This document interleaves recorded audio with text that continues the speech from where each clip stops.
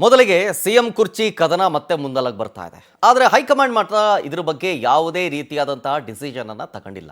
ಹಾಗಾಗಿ ಹೈಕಮಾಂಡ್ ನಡೆ ಏನು ಅನ್ನುವಂಥ ಕುತೂಹಲ ಒಂದ್ ಕಡೆಗಾದ್ರೆ ಮತ್ತೊಂದು ಕಡೆ ನಿಗೂಢ ಅಂತ ಅನಿಸ್ತಾ ಇದೆ.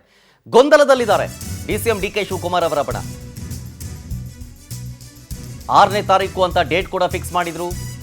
ಅದಾದ್ಮೇಲೆ ಸಂಕ್ರಾಂತಿ ಅಂತಂದ್ರು. ಆದರೆ ಹೈಕಮಾಂಡ್ ನಡೆ ಮಾತ್ರ ಇನ್ನೂ ನಿಗೂಢವಾಗಿದೆ. ಹೈಕಮಾಂಡ್ ಮೌನ ವಹಿಸಿದೆ. ಮುಂದೇನು ಅನ್ನೋ ರೀತಿಯಾಗಿ ಚಿಂತಾಕ್ರಾಂತರಾಗಿದ್ದಾರೆ ಡಿಸಿಎಂ ಬಣ. ಸದ್ದಿಲ್ಲದೆ ಬ್ಯಾಕ್ ಟು ಬ್ಯಾಕ್ ಮೀಟಿಂಗ್ ಮಾಡಿ ಡಿಕೆ ಬಣ ತಂತ್ರ ಮಾಡ್ತಾ ಇದೆ. ಅಸ್ಸಾಂ ಎಲೆಕ್ಷನ್ಗೆ ವೀಕ್ಷಕರನ್ನಾಗಿ ಡಿಕೆ ಶಿವಕುಮಾರ್ ಅವರನ್ನ ನೇಮಕ ಮಾಡಲಾಗಿದೆ. ಮುಂದಿನ ರಣತಂತ್ರದ ಬಗ್ಗೆ ಡಿಕೆಶಿ ಆಪ್ತರು ಸಮಾಲೋಚನೆ ಮಾಡ್ತಾ ಇದ್ದಾರೆ. ಈಗಾಗಲೇ ಹಲವು ಸುತ್ತಿನಲ್ಲಿ ಚರ್ಚೆಯನ್ನ ನಡೆಸಲಾಗಿದೆ ಡಿಕೆ ಆಪ್ತರಿಂದ. ಹೈಕಮಾಂಡ್ ನಡೆ ಏನು ಅನ್ನೋದೇ ಗೊತ್ತಾಗ್ತಾ ಇಲ್ಲ. ಇಲ್ಲಿ ನಿಗೂಢ ಅಂತ ಅನಿಸ್ತಾ ಇದೆ. ಇದ್ರ ಬಗ್ಗೆ ಯಾರು ಕೂಡ ತುಟಿಕ್ ಪಿಟಿಕ್ ಅಂತ ಇಲ್ಲ, ಮಾತೇ ಆಡ್ತಾ ಇಲ್ಲ, ಸೈಲೆಂಟ್ ಆಗಿಬಿಟ್ಟಿದ್ದಾರೆ. ಹೀಗನ್ನೋ ಚಿಂತೆಯಲ್ಲಿ ತೊಡಗಿದ್ದಾರೆ. ಅದಕ್ಕಂತಾನೆ ಸದ್ದಿಲ್ಲದೆ ಬ್ಯಾಕ್ ಟು ಬ್ಯಾಕ್ ಮೀಟಿಂಗ್ ಸೇರ್ತಾ ಇದ್ದಾರೆ. ಮಗದೊಂದು ಕಡೆ ಡಿ ಕೆ ಶಿವಕುಮಾರ್ ಅವರನ್ನ ಅಸ್ಸಾಂ ಎಲೆಕ್ಷನ್ಗಾಗಿ ವೀಕ್ಷಕರನ್ನಾಗಿ ನೇಮಕ ಮಾಡಲಾಗಿದೆ. ಅದನ್ನು ಡಿ ಕೆ ಶಿವಕುಮಾರ್ ಅವರು ಕೂಡ ಸ್ವಾಗತ ಮಾಡ್ತಾರೆ. ನಾನೊಬ್ಬ ಕಾರ್ಯಕರ್ತನಾಗಿ ಪಕ್ಷ ಏನು ಹೇಳುತ್ತೆ ನಾನು ಆ ಕೆಲಸವನ್ನು ಮಾಡೇ ಮಾಡ್ತೀನಿ ಅಂತ ಡಿ ಕೆ ಶಿವಕುಮಾರ್ ಅವರು ಹೇಳ್ತಾ ಇದ್ದಾರೆ. ಜೊತೆಗೆ ಕೊಟ್ಟ ಮಾತಿನ ಬಗ್ಗೆ ಹೋದಲ್ಲಿ ಬಂದಲ್ಲಿ ಸ್ಟೇಜ್ ಮೇಲೆ ಮಾತಾಡ್ತಾ ಇದ್ದಾರೆ. ಆದರೆ ಹೈಕಮಾಂಡ್ ಮಾತ್ರ ಏನೂ ಮಾತಾಡ್ತಿಲ್ಲ. ಅಲ್ಲಿಗೆ ಡಿ ಕೆ ಶಿವಕುಮಾರ್ ಅವರಿಗೆ ಸಿಎಂ ಪಟ್ಟ ಸಿಗುತ್ತಾ ಇಲ್ವಾ ಅನ್ನೋದೇ ಗೊಂದಲ ಡಿ ಕೆ ಶಿವಕುಮಾರ್ ಬಣಕ್ಕೆ. ಇದೇ ಕಾರಣಕ್ಕೋಸ್ಕರನೇ ಸರಣಿ ಸಭೆ ಮಾಡ್ತಾ ಇದ್ದಾರೆ ಡಿ ಕೆ ಶಿ ಬೆಂಬಲಿಗರು. ಅಸ್ಸಾಂ ಎಲೆಕ್ಷನ್ವರೆಗೂ ಕಾಯೋದಾ ಅಥವಾ ಒತ್ತಡ ಹಾಕೋದಾ ಗೊತ್ತಾಗ್ತಾ ಇಲ್ಲ ಅಂತ.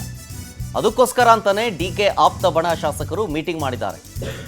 ಸದ್ಯಕ್ಕೆ ಕಾದು ನೋಡೋ ತಂತ್ರಕ್ಕೆ ಮುಂದಾಗ್ತಾ ಇದ್ದಾರೆ ಡಿ ಕೆ ಶಿವಕುಮಾರ್ ಅವರು. ಒಂದು ಟೈಮ್ ಬಂದೇ ಬರುತ್ತೆ ಅನ್ನುವಂಥ ವಿಶ್ವಾಸದಲ್ಲಿ ಬಂಡೆ ಇದ್ದಂತೆ ಕಾಣಿಸ್ತಾ ಇದೆ. ಟೈಮ್ ಬರುತ್ತೆ ಅಂತ, ಒಂದೊಳ್ಳೆ ಟೈಮ್ ಬರುತ್ತೆ ನಮಗೂ, ಅಲ್ಲಿ ತನಕ ಕಾಯೋಣ ಅನ್ನೋ ಮನಸ್ಥಿತಿಯಲ್ಲಿ ಡಿ ಕೆ ಶಿವಕುಮಾರ್ ಅವರ ಇದ್ದಾರೆ.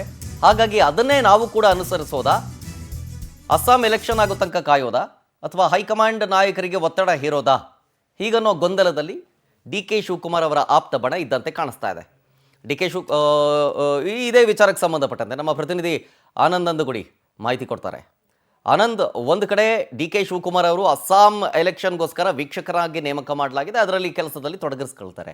ಹಾಗಾದರೆ ಅಸ್ಸಾಂ ಎಲೆಕ್ಷನ್ ತನಕ ಸುಮ್ಮನೆ ಇರೋದಾ ಸೈಲೆಂಟ್ ಆಗಿ, ಅಥವಾ ಹೈಕಮಾಂಡ್ ನಾಯಕರ ಬಳಿ ಹೋಗಿ ಒತ್ತಡವನ್ನು ಹೀರೋ ತಂತ್ರ ಮಾಡೋದಾ ಅಂತೇಳಿ ಡಿ ಕೆ ಶಿವಕುಮಾರ್ ಅವರ ಬಡ ಮೀಟಿಂಗ್ ಮೇಲೆ ಮೀಟಿಂಗ್ ಮಾಡ್ತಾ ಇದ್ದಾರೆ. ಒಂದು ಕ್ಲಿಯರ್ ಕಟ್ ಡಿಸಿಷನ್ಗೆ ಬಂದಿದ್ದಾರೆ. ಇವಾಗ ಕಾದು ನೋಡೋ ತಂತ್ರವನ್ನು ಅನುಸರಿಸ್ತಾರಾ ಹಿಂಗೆ?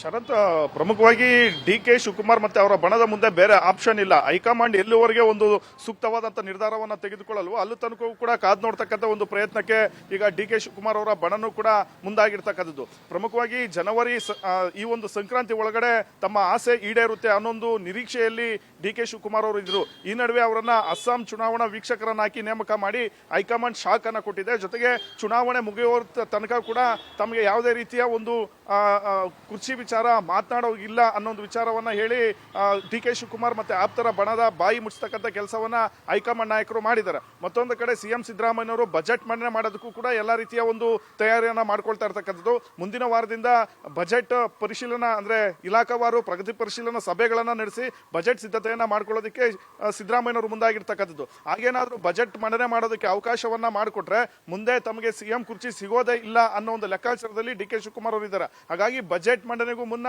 ತಮಗೆ ಅವಕಾಶವನ್ನ ಮಾಡಿಕೊಡ್ಬೇಕು, ಈ ಜನವರಿಯಲ್ಲಿ ಇತ್ಯರ್ಥ ಮಾಡಬೇಕು ಅನ್ನೊಂದು ಒತ್ತಾಯವನ್ನ ಡಿ ಕೆ ಶಿವಕುಮಾರ್ ಅವರು ಮಾಡ್ತಾ ಇದ್ರು. ಆದ್ರೆ ಈಗ ಡಿ ಕೆ ಶಿವಕುಮಾರ್ ಅವರನ್ನ ಅಸ್ಸಾಂ ಚುನಾವಣಾ ವೀಕ್ಷಕರನ್ನಾಗಿ ನೇಮಕ ಮಾಡಿರ್ತಕ್ಕಂಥದ್ದು ಇವರಿಗೆ ನುಂಗಲಾರದ ತುತ್ತಾಗಿರ್ತಕ್ಕಂಥದ್ದು. ಡಿ ಕೆ ಶಿವಕುಮಾರ್ ಅವರು ಕೂಡ ಬೇರೆ ವಿಧಿ ಇಲ್ಲದೆ ಅಸ್ಸಾಂ ಚುನಾವಣಾ ಅಖಾಡಕ್ಕೆ ಇಳಿದು ಅಲ್ಲಿ ತಮ್ಮ ಪಕ್ಷವನ್ನ ಅಧಿಕಾರಕ್ಕೆ ತರ್ತಕ್ಕಂಥ ಒಂದು ಪ್ರಯತ್ನಕ್ಕೆ ಮುಂದಾಗಿದ್ದಾರೆ. ಈ ಕಡೆ ತಮ್ಮ ನಾಯಕನಿಗೆ ಈ ರೀತಿ ಹೈಕಮಾಂಡ್ ನಾಯಕರು ನಡೆಸ್ಕೊಳ್ತಾ ಇರ್ತಕ್ಕಂಥ ಒಂದು ಹಿನ್ನೆಲೆಯಲ್ಲಿ ಡಿ ಕೆ ಶಿ ಆಪ್ತರು ಕೂಡ ಬಹಳಷ್ಟು ಒಂದು ಅಸಮಾಧಾನಗೊಂಡಿರ್ತಕ್ಕಂಥದ್ದು. ಅವರು ಕೂಡ ಸರಣಿ ಸಭೆಗಳನ್ನ ಮಾಡಿ ಮುಂದೆ ಯಾವ ರೀತಿಯ ಒಂದು ನಿರ್ಧಾರವನ್ನ ತೆಗೆದುಕೊಳ್ಬೇಕು ಅನ್ನೋ ಒಂದು ನಿಟ್ಟಿನಲ್ಲಿ ಚರ್ಚೆಗಳನ್ನ ಮಾಡಿರ್ತಕ್ಕಂಥದ್ದು ಇಲ್ಲಿ ಕಂಡು ಬಂದಿರತಕ್ಕಂಥದ್ದು. ಪ್ರಮುಖವಾಗಿ ಅಸ್ಸಾಂ ಚುನಾವಣೆ ಆಗುವ ತನಕ ಕಾಯಬೇಕಾ ಅಥವಾ ಈಗಲೇ ಹೈಕಮಾಂಡ್ ಮೇಲೆ ಒತ್ತಡವನ್ನ ಏರ್ಬೇಕಾ ಅನ್ನೋ ಒಂದು ನಿಟ್ಟಿನಲ್ಲೂ ಕೂಡ ಚರ್ಚೆಗಳನ್ನ ಮಾಡಿದ್ದಾರೆ. ಅಗತ್ಯ ಬಿದ್ದರೆ ಮತ್ತೊಂದು ಬಾರಿ ದೆಹಲಿಗೆ ಹೋಗಿ ಹೈಕಮಾಂಡ್ ನಾಯಕರನ್ನ ಭೇಟಿ ಮಾಡೋದಕ್ಕೂ ಕೂಡ ಮುಂದಾಗಿರ್ತಕ್ಕಂಥದ್ದು. ಸದ್ಯ ಸಿಎಂ ಮತ್ತೆ ಡಿಸಿಎಂ ಬಣಗಳ ನಡುವೆ ಏನೀಗ ಕಿತ್ತಾಟ ನಡೀತಾ ಇದೆ, ಇದು ಇನ್ನಷ್ಟು ಒಂದು ತಾರಕಕ್ಕೆ ಹೋಗ್ತಕ್ಕಂಥ ಒಂದು ಸಾಧ್ಯತೆಗಳು ಕೂಡ ಇರ್ತಕ್ಕಂಥದ್ದು. ಮತ್ತೊಂದು ಕಡೆ ಸಿಎಂ ಸಿದ್ದರಾಮಯ್ಯನವರು 5 ವರ್ಷವೂ ಕೂಡ ಮುಂದುವರಿಬೇಕು ಅಂತ ಹಲವಾರು ಜನರು ಬಹಿರಂಗ ಬಹಿರಂಗವಾಗಿ ಅಭಿಪ್ರಾಯವನ್ನು ವ್ಯಕ್ತಪಡಿಸ್ತಾ ಇದ್ದಾರೆ. ಇದರಿಂದಲೂ ಕೂಡ ಡಿ ಕೆ ಶಿವಕುಮಾರ್ ಅವರ ಬಣ ಬಹಳಷ್ಟೊಂದು ಆಕ್ರೋಶಭರಿತವಾಗಿರ್ತಕ್ಕಂಥದ್ದು. ಹಾಗಾಗಿ ನೇರವಾಗಿ ಡಿ ಕೆ ಶಿವಕುಮಾರ್ ಅವರ ಬಣದ ನಾಯಕರೇನಿದ್ದಾರೆ ಇವರು ಸಿದ್ದರಾಮಯ್ಯ ಮತ್ತೆ ಅವರ ಒಂದು ನಾಯಕರ ವಿರುದ್ಧ ತಿರುಗಿ ಬೀಳ್ತಕ್ಕಂಥ ಒಂದು ಪ್ರಯತ್ನಕ್ಕೂ ಕೂಡ ಮುಂದಾಗಿದ್ದಾರೆ. ಅಂತಿಮವಾಗಿ ಇದೇ ಒಂದು ಜನವರಿ 26 ಅಥವಾ 27ರಂದು ದೆಹಲಿಗೆ ಹೋಗ್ತಕ್ಕಂಥ ಒಂದು ನಿಟ್ಟಿನಲ್ಲೂ ಕೂಡ ಒಂದಷ್ಟು ಸಿದ್ಧತೆಗಳನ್ನ ಮಾಡ್ಕೊಂಡಿದ್ದಾರೆ ಅನ್ನೋ ಮಾಹಿತಿಗಳು ಕೂಡ ಸಿಕ್ಕಿರ್ತಕ್ಕಂಥದ್ದು. ಮತ್ತೆ ಸಿಎಂ ಡಿ.ಸಿ.ಎಂ ಅವರು ಕೂಡ ಶೀಘ್ರದಲ್ಲೇ ದೆಹಲಿಗೆ ಹೋಗಿ ಈ ಬಗ್ಗೆ ಅಂತಿಮವಾದಂತಹ ಒಂದು ಮಾತುಕತೆಯನ್ನು ನಡೆಸ್ತಕ್ಕಂಥ ಒಂದು ಸಾಧ್ಯತೆಗಳು ಕೂಡ ಇದೆ. ಸಿಎಂ ಸಿದ್ದರಾಮಯ್ಯನವರು ತಮ್ಮ ಸಚಿವ ಸಂಪುಟವನ್ನ ಪುನರ್ರಚನೆ ಮಾಡಿಕೊಂಡು ತಮ್ಮ ಕುರ್ಚಿಯನ್ನ ಭದ್ರ ಮಾಡ್ಕೊಳ್ತಕ್ಕಂಥ ನಿಟ್ಟಿನಲ್ಲೂ ಕೂಡ ಈಗಾಗಲೇ ಬಹಳಷ್ಟೊಂದು ಕಸರತ್ತನ್ನು ಶುರು ಮಾಡಿದ್ದಾರೆ. ಆದ್ರೆ ಇನ್ನೂ ಕೂಡ ಹೈಕಮಾಂಡ್ ನಾಯಕರಿಂದ ಅದಕ್ಕೆ ಅಂಕಿತ ಬಿದ್ದಿಲ್ಲ. ಈ ಕಡೆ ಡಿ.ಸಿ.ಎಂ ಡಿ ಕೆ ಶಿವಕುಮಾರ್ ಅವರು ಕೂಡ ಸಂಪುಟ ಪುನರ್ರಚನೆ ಆಗಬಾರದು ಅನ್ನೋ ಒಂದು ನಿಟ್ಟಿನಲ್ಲಿ ಪಟ್ಟನ್ನು ಹಿಡಿದಿರ್ತಕ್ಕಂಥದ್ದು. ಈ ಎಲ್ಲಾ ಒಂದು ಬೆಳವಣಿಗೆಗಳ ನಡುವೆ ಅಸ್ಸಾಂ ಚುನಾವಣಾ ವೀಕ್ಷಕರನ್ನಾಗಿ ಡಿ ಕೆ ಶಿವಕುಮಾರ್ ಅವರನ್ನ ನೇಮಕ ಮಾಡಿರ್ತಕ್ಕಂಥದ್ದು ಇವರಿಗೆ ಭಾರಿ ಒಂದು ಹಿನ್ನಡೆಯನ್ನು ಉಂಟು ಮಾಡಿದೆ ಅಂತ ಹೇಳ್ಬೋದು. ಶರತ್, ಓಕೆ, ಥ್ಯಾಂಕ್ ಯು ಆನಂದ್ ಡೀಟೇಲ್ಸ್ಗಾಗಿ.